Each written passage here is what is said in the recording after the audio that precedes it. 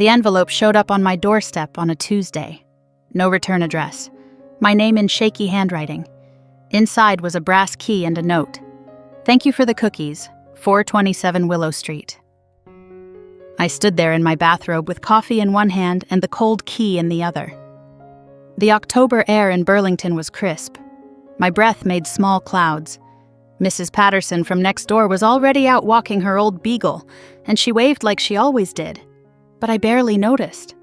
I was too busy staring at that key, trying to make sense of it. The thing is, I'd never given anyone cookies. Not recently, anyway. Sure, I'd brought store-bought ones to the library potluck last Christmas, but those hardly counted. And 427 Willow Street? That was clear across town in the old neighborhood where my grandmother used to live. The neighborhood with the big oak trees and houses with wooden name signs like The Willows or Oak Bend Cottage, instead of just numbers. My name's Rebecca Winters, and I'd been living alone in my little apartment on Maple Avenue for about 3 years. My life was a quiet, gentle hum. Shower at 6:30, coffee at 7, drive to the Burlington Public Library by 8:15. I worked in the reference section, helping people find everything from tax forms to their great-grandmother's obituary. Quiet work. Predictable work. The kind of work where mysterious keys didn't show up on your doorstep. I turned the envelope over, looking for clues. The paper was lavender, the old-fashioned kind you don't see much anymore, with little flowers pressed into the corners. It smelled faintly of roses. The handwriting trembled like autumn leaves, but I could make out every letter of my name. Rebecca Ann Winters. Whoever wrote this knew my middle name. That whole day at work, I couldn't focus. I kept pulling that key out of my pocket, running my thumb over its worn edges. It was brass, heavy, with an old-fashioned design, the kind of key that opened real locks, not the flimsy things they put on doors nowadays. During my lunch break, I looked up 427 Willow Street on the computer. The street view showed a mint green cottage with white shutters, looking like something out of a storybook. "Everything okay, Rebecca?" asked Dorothy Simmons, my supervisor at the library. She'd worked there for 37 years and had this way of knowing when something was bothering you. "Just trying to solve a mystery," I said, slipping the key back in my pocket. I wanted to know who sent the key and why. She smiled, her eyes crinkling behind her red-framed glasses. "Well, you're in the right place for that. Mystery section's on the second floor." But this wasn't the kind of mystery you could solve with a book. That night, I called my mother in Florida. "Mom, do you remember Grandma ever mentioning Willow Street?" "Willow Street?" I could hear her thinking, probably pausing her evening game show. "Oh, sure. That's where she lived before she married your grandfather. Why?" "Just came across the name at work. Historical research." I wasn't ready to tell her about the key. Not yet. The next Saturday dawned gray and drizzly, the kind of day that made you want to stay in bed with a book and a cup of tea. But that key had been burning a hole in my pocket all week. I put on my raincoat, the yellow one that made me look like a crossing guard, and drove across Burlington. The windshield wipers kept time with my heartbeat as I drove through the old neighborhoods, past the elementary school where my mom went to kindergarten, past the church with the bell tower that still rang every Sunday, past the corner store that somehow survived when all the others closed. Willow Street was exactly like I'd imagined. The trees formed a leafy roof overhead, their remaining leaves the color of pumpkins and cider. The houses sat back from the street, each with its own personality. Number 419 had a purple door, and windsocks dancing from every tree. Number 423 displayed at least 15 garden gnomes, all facing the street like tiny guards. And then there was 427. The mint green cottage looked smaller in person, tucked between its more colorful neighbors like a shy child at a party. The white shutters needed paint, and the porch sagged on one side, but morning glories wound around every surface they could reach, purple and pink and white, blooming even though it was so late in the season. I sat in my car for 5 minutes, engine off, just looking. Rain pattered on the roof. A tabby cat watched me from the porch of 425, tail twitching. Finally, I grabbed my purse and made a dash for the front door. The porch creaked under my feet. Not an angry creak, more like the house was saying hello. I knocked first, 3 times, loud enough to be heard over the rain. Hello? Anyone home? Nothing. I knocked again, then noticed the doorbell, painted over so many times it probably hadn't worked in decades. The mailbox beside the door was stuffed with grocery ads and credit card offers. A phone book still in its plastic bag lay soggy on the welcome mat. My heart sank. I wasn't sure if anyone even lived here anymore. The key slid into the lock like it had been waiting for me. One turn, smooth as butter, and the door swung open. "Hello," I called again, stepping into the dim hallway. "I got your note about the cookies?" The house smelled like vanilla extract and old paper, like a library crossed with a bakery. The air felt sweet, like forgotten memories. As my eyes adjusted, I could make out wallpaper covered in tiny roses, a coat rack holding a single purple cardigan, and shoes lined up by the door, the kind of sensible shoes older ladies wear to church. I closed the door behind me, shaking rain from my coat. The house was silent except for the tick-tock of a clock somewhere deeper inside. Not creepy, just waiting. Like when you pause before turning the last page of a good book. The living room opened to my right. Doilies covered every surface. The arms of the sofa, the back of the recliner, the top of the television that probably still got 3 channels if you were lucky. Photos covered the walls in mismatched frames, black and white ones mixed with faded color, all showing people in their Sunday best. But it was the kitchen that really got me. Sunny yellow walls, even in the gray morning light. Checkered curtains at the window. A table for 2 with a lace tablecloth and salt and pepper shakers shaped like chickens. And on the counter, lined up like soldiers, at least a dozen cookie tins. That's where I found the second note, propped against a tin decorated with Christmas scenes. Same shaky handwriting, but longer this time. If you're reading this, then you got my key. I'm Mrs. Eleanor Hartley. We've never met, not properly, but you saved my life once. The cookies are in the tin on the top shelf, but first, sit down. This might take some explaining. I glanced up at the top shelf. A tin waited there. I'd open it later. I pulled out one of the kitchen chairs. It had a cushion with strawberries on it, and sat down. My hands were shaking a little as I reached for the Christmas tin. Inside the Christmas tin were photos, dozens. The first one stole my breath. The woman looked like me. Same hair, same smile, same small scar. I touched the cool paper, tracing the smile I saw in my own mirror every morning. On the back, Margaret, 1962. Best neighbor anyone could ask for. Margaret was my grandmother. More photos spread across the table. My breath caught with each one. There was my face again and again, at picnics, at Christmas parties, standing in this very kitchen. Only it wasn't my face. It was Grandma's. And suddenly I understood why my mother always said I was the spitting image of her mother at that age. The photos told me the truth. Eleanor knew my grandmother. Between the photos, I found more notes. Stories written on index cards, on the backs of recipes, on pieces of stationery with roses in the corners. Stories about my grandmother. Margaret brought soup when Harold had pneumonia, stayed to do the dishes.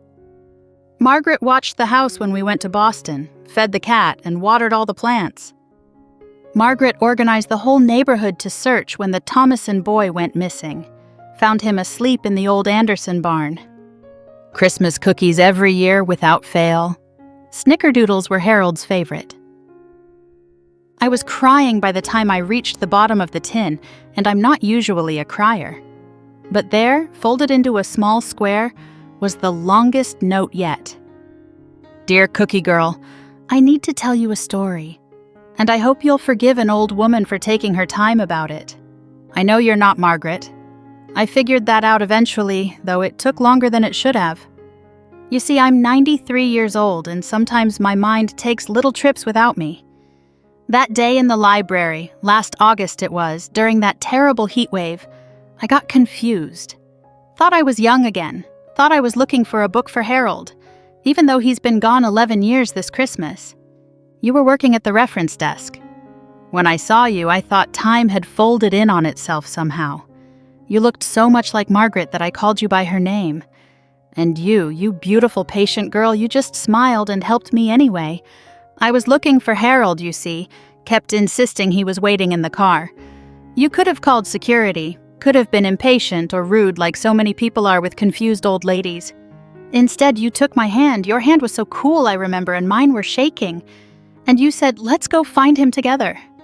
You walked me all around that library, letting me talk about Harold, about the farm we used to have, about the dog we loved who died in 1987. You listened like it all made perfect sense. And when I finally remembered, when the fog cleared and I realized Harold was gone and I didn't even know how I'd gotten to the library, you didn't make me feel foolish. You said, "Sometimes we all need to look for someone we've lost. Would you like me to call you a cab?" You waited with me outside, gave me water from your own bottle because it was so hot, helped me into the cab, and made sure the driver knew where to take me.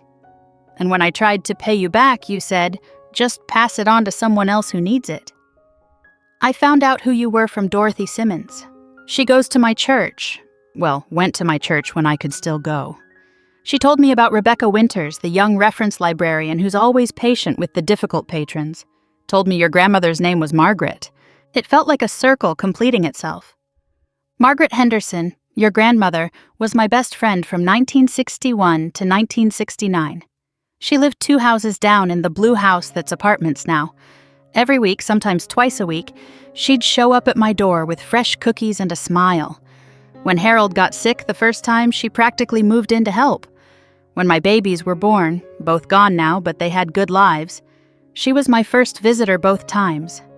We lost touch when she moved away. You know how it was before email and cell phones. You mean to write, mean to call, but life gets in the way. I heard she married a teacher, had a daughter, lived a good life. I always meant to find her again, but somehow 40 years went by in a blink. And then you walked into my life looking just like her, acting just like her. Do you know what your kindness meant to that confused old woman in the library? You gave me back my friend for just a moment. You gave me peace. I'm leaving you this house because places need people who understand kindness. This neighborhood has changed. The Andersons are gone, the Thomasons moved to California, and I don't even know who lives in your grandmother's old house anymore. But maybe you could bring some of Margaret's spirit back to Willow Street. The house is paid for. Taxes are covered through next year. The receipt's in the drawer by the stove. Do what you want with it. Sell it if you need to. But if you keep it, make cookies sometimes. Real ones, from scratch. The recipes are in the tin by the mixer. Margaret's snickerdoodle recipe is in there, the one she finally shared after I begged for 3 years. Thank you for seeing me that day in the library. Really seeing me, not just a confused old woman, but a person who needed kindness. All my love, Eleanor Hartley. P.S. Check the freezer. I made one last batch before they moved me to the home. I sat in that kitchen until the rain stopped, reading Eleanor's notes over and over. The freezer did indeed contain cookies, snickerdoodles wrapped in wax paper and tied with string. They tasted like Christmas morning and butter and love. The top shelf tin held recipe cards, soft at the edges, sorted by season. It took me 3 phone calls to track down Eleanor's lawyer, Mr. James Sullivan, who confirmed that yes, Mrs. Hartley had changed her will to leave the house to the cookie girl from the library. He'd been trying to find me for 2 months, ever since Eleanor passed away peacefully in her sleep at Mountain View Nursing Home. She was very specific, he said over the phone. Kept saying you had her friend's eyes. The first time I went back to the house, my house now, though that felt strange to think, I brought cleaning supplies and good intentions. But I ended up just walking through the rooms, touching things gently, trying to imagine all the life that had happened here. The bathroom still had Harold's shaving mug on a shelf. The bedroom closet held Eleanor's church dresses arranged by color. The spare room was set up for grandchildren, with twin beds and a bookshelf full of little golden books. As I cleaned, more photos surfaced. Harold in his army uniform, looking young and serious. Eleanor in a wedding dress that probably cost $15 and looked like $1 million. Birthday parties in the backyard. Christmas mornings by the fireplace.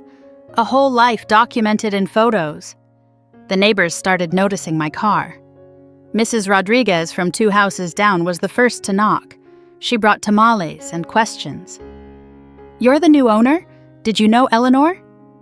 I told her the story, the true one, and she dabbed at her eyes with a tissue she pulled from her sleeve. "That sounds like Eleanor. She was always doing things like that. Secret kindnesses. Did you know she paid for the Wilson boys' baseball equipment 3 years running? Never told anyone, but we all knew." Mr. Frank Thompson from across the street helped me figure out the stubborn garage door. While we worked, he told me about the block parties Eleanor used to organize, how she knew everyone's birthday, everyone's anniversary, everyone's troubles. "This street hasn't been the same since she went to the home," he said, wiping grease on an old rag. "Maybe it could be again, though." I took 2 weeks off work to really dig into the house. Painted the shutters white again, fixed the sagging porch with help from a contractor who turned out to be the Thomason boy Eleanor had helped find 40 years ago. His parents moved to California, but he works in Boston now. He gave me a discount. I started to argue until he said, "Lady Eleanor Hartley made sure I had Christmas presents the year my dad got laid off. My folks moved to California after that, but I never forgot. This is the least I can do." The kitchen got the most attention. I scrubbed every surface, organized the cookie tins, 17 in total, each with its own story, and tested the vintage mixer that looked like it could survive a nuclear war. The first batch of cookies I made were the snickerdoodles, following my grandmother's recipe exactly. They burned on the bottom. The second batch was too flat. The third batch made me understand why Eleanor had begged for that recipe for 3 years. They were perfect. Crispy outside, chewy inside, with that crackly cinnamon sugar coating that made your whole house smell like happiness. I brought them to work the next Monday, left them in the break room with a note. From Rebecca, recipe courtesy of Margaret Henderson and Eleanor Hartley. Dorothy Simmons found me at my desk an hour later. "These are incredible," she said, cookie crumbs on her cardigan. "Your grandmother's recipe?" "By way of a friend," I said. The cookies disappeared in an hour. 3 people asked for the recipe. Sarah from Children's Services mentioned her son's bake sale. Robert from Archives, a man who usually only spoke about historical maps, actually smiled and said they reminded him of his mom's baking. That's how it started, the cookie thing. Every Monday, I'd bring a tin to work. Different recipes from Eleanor's collection, Harold's favorite molasses cookies, the sugar cookies she made for every grandchild's birthday, the chocolate crinkles that were apparently legendary at church bake sales. But it wasn't just about the cookies, it was about what happened around them. People started lingering in the break room. Conversations happened. Maria from Circulation told me about her mother's memory problems while we dunked ginger snaps in coffee. Tom from IT fixed my computer and shared that his daughter was struggling in school while nibbling shortbread. 6 months after I got the key, I chose Willow Street. The apartment on Maple Avenue was fine, but it wasn't home. Not like the mint greenhouse on Willow Street, where the morning glories bloomed for what seemed like forever, and the kitchen always smelled like vanilla. Moving day was a neighborhood event. Mrs. Rodriguez directed traffic while her teenage sons carried boxes. Mr. Thompson's grandson hooked up my washer and dryer. The Patterson family from the corner brought lunch, pulled pork sandwiches and coleslaw and a chocolate cake that Mrs. Patterson apologized for buying at the store. "Eleanor always made her cakes from scratch," she said. "Well, we can't all be Eleanor," I said, "but we can try." That first night in the house, I sat on the porch with a cup of tea and watched the street settle into evening. Kids rode bikes in lazy circles. The Rodriguez dog barked at imaginary squirrels. Someone was grilling, and the smell of hamburgers mixed with the perfume of the morning glories. I thought about circles, how my grandmother had lived on this street, been friends with Eleanor, moved away. How decades later, I'd shown kindness to a confused woman in a library, not knowing she was my grandmother's friend. How that small act brought me here, to this house, this street, this life I didn't know I was looking for. The Thursday evening gatherings started by accident. I was on the porch, trying my latest batch of lemon bars, when Mrs. Rodriguez stopped by to return a measuring cup. Mr. Thompson saw us talking and wandered over. Before I knew it, 5 neighbors were on my porch, passing around lemon bars and talking about the street's history. "We should do this every week," someone said. I think it was Amy Barrett from the Yellow House, though she was new to the street too. So we did. The porch nights grew all on their own. I painted a small board and hung it by the steps. Cookies and conversation. Thursdays at 6. Nothing formal, just neighbors being neighbors. The gathering grew. The Wilsons brought their new baby. The teenage Martinez twins actually put down their phones to try my chocolate chip cookies. Eleanor's recipe, which I'd finally perfected. People started bringing their own treats. Mrs. Rodriguez tamales, Mr. Thompson's wife's potato salad. Amy's husband turned out to be a baker and brought professional-level croissants that made us all feel lucky. But the best part was the stories. Oh, the stories that came out over cookies and lemonade. How Mr. Thompson had proposed to his wife right there on the street during a snowstorm. How the big oak tree in front of number 431 had been planted by the original owner's son, home from World War II. How Eleanor used to organize caroling every Christmas Eve, with hot chocolate required. "We should do that again," said Patricia Wilson, bouncing her baby on her knee. "Well," I said, looking around at all these faces that had become familiar, "we've got 2 months to practice." Last month marked a year since that key showed up on my doorstep. I celebrated by making snickerdoodles, perfectly this time, without even checking the recipe. The library staff threw me a surprise party, complete with a cake shaped like a house. Dorothy gave me a framed photo she'd found in the archives. My grandmother at a library fundraiser in 1965, looking exactly like me, right down to the way she tucked her hair behind her ear when she was concentrating. But the real celebration was on Willow Street. We held it on a Saturday, so everyone could come. The Thomason boy, a grandfather himself now, brought his whole family up from Boston. 3 different people claimed to have Eleanor's secret ingredient for her famous brownies. I'd found the answer on a tiny note, tucked inside her most used recipe box like a hidden treasure. It was espresso powder. The Martinez twins made a playlist of songs from Harold and Eleanor's era, and we danced in the street until Mrs. Rodriguez's hip reminded her she wasn't 17 anymore. As the sun set and the party wound down, I found myself on the porch with Amy Barrett. She'd moved to Willow Street the same month I had, drawn by the charm and the good prices. "You know what I love about this place?" she said, pointing with a half-eaten sugar cookie. "It feels real, like community used to be, like it matters if you know your neighbors." I thought about Eleanor, probably watching from somewhere, probably satisfied with how things had turned out. "It does matter," I said. "It's the little things that save us, I think. Cookies, conversations, knowing someone will notice if your mail piles up." I'd wondered who had first pointed me out to Eleanor, but in the end it didn't matter. What mattered was that she'd seen something in me, some echo of my grandmother, some ability for the kind of quiet kindness that builds communities one cookie at a time. "Maybe it was Dorothy," I said. "Or maybe Eleanor just knew. She seemed like the type who paid attention." Amy nodded, brushing crumbs from her lap. "Well, I'm glad she did. I can't imagine this street without you now.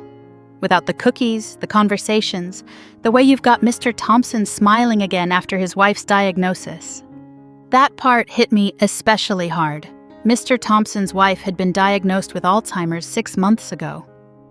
The Thursday gatherings had become his anchor, a place where he could talk about the good days and the bad days, where people understood that sometimes love looks like labeling all the cabinets, so your wife of 50 years can find the coffee mugs.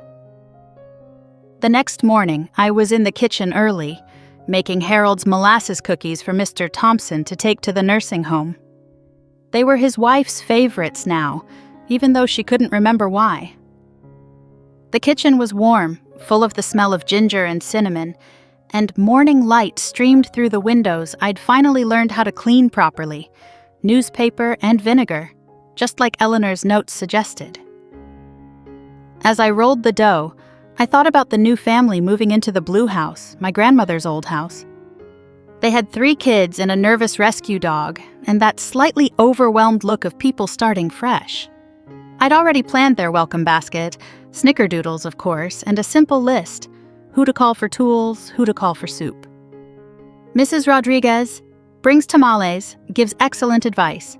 Mr. Thompson knows how to fix everything, needs a friend on Wednesdays. Because that's what Eleanor taught me, really. Not just how to make perfect cookies, though that's part of it. She taught me that neighborhoods are made one small kindness at a time. That remembering someone's name, their troubles, their joys, that's how you weave a community together. That a confused old woman in a library deserves patience. That a house can hold memories and promises, and the kind of love that outlasts the people who made it. The timer dinged, and I pulled the cookies from the oven. Perfect, as always now. I'd make extra, I decided. For the new family, for Mr. Thompson, for whoever needed them. There's always someone who needs cookies, Eleanor had written in one of her notes. Or more accurately, there's always someone who needs what comes with the cookies. The caring, the connection, the knowledge that someone thought of them while measuring flour and beating eggs. The secret was care. Deeper in the kitchen, I noticed the light blinking on my answering machine. Yes, I'd kept Eleanor's answering machine, the one with an actual tape in it. The message was from Dorothy at the library. They'd received a donation of historical photographs from one of Eleanor's church friends and wondered if I could help go through them. The donor had specifically asked for me by name. I smiled, thinking I probably knew why. In a small city like Burlington, word gets around. The reference librarian who inherited Eleanor Hartley's house, who brings cookies every Monday, who hosts Thursday gatherings on her porch, who looks just like Margaret Henderson from the old photographs, and acts just like her too. It's funny how life works, how a moment of kindness to a stranger can change everything, how the past touches the future, how cookies can be about so much more than butter and sugar and eggs. The key Eleanor left me? It's hanging by the door now, on a hook next to Harold's old coat that I can't bear to move. I still carry the original in my pocket sometimes, run my thumb over its worn edges, and remember that October morning when it arrived with no explanation except gratitude for cookies I'd never made. Except I had made them in a way. Every time I was patient at the reference desk. Every time I helped someone find what they were looking for, even if what they were looking for was just a moment of connection. Every small kindness was a cookie, really. Eleanor just helped me see that. These days, 427 Willow Street is known as the Cookie House. Kids stop by after school sometimes, knowing there's usually something in the tin on the porch, always store-bought when kids are involved. With allergies and parents' rules, it just felt safer, and I know Eleanor would have understood. The mailman lingers on Thursdays, timing his route to hit my porch right around cookie time. New mothers in the neighborhood know they can knock on my door when they need 5 minutes of adult conversation and something sweet. And sometimes, on quiet mornings when I'm alone in the kitchen, I feel them there with me. Eleanor at the table, offering advice about oven temperatures. My grandmother by the window, humming a song she loved. All the love that soaked into these walls over the decades, still here, still warming the place like a well-tended oven. A week after the anniversary party, I brought a tin of snickerdoodles to Mountain View. I thanked the staff who cared for Eleanor and left a note. I'll keep the light on. The timer dings again. The second batch is done. In an hour, I'll walk them over to the Thompson house. Tonight, I'll look at those historical photos at the library, searching for faces I might recognize. Thursday, the porch will fill with neighbors and stories, and the kind of laughter that makes a street feel like home. And somewhere, I'm certain, Eleanor Hartley is smiling, knowing that her secret, the Willow Street secret, is safe. That kindness still lives here, that cookies are still made with love and given with open hands. The secret was never really about the cookies, of course. It was about seeing people, really seeing them, about making room at the table, keeping the porch light on, and remembering that we're all just walking each other home, one small sweetness at a time. Now, every time I unlock that mint green door, I use Eleanor's key. Not the original, that one's too precious, but a copy I had made. And every time I turn it, I feel like I am continuing her story. And I whisper a little thank you. For the house, for the history, for the reminder that the smallest acts of love last the longest, rippling out like morning glories to find the light. The secret wasn't cookies. It was seeing people and showing up.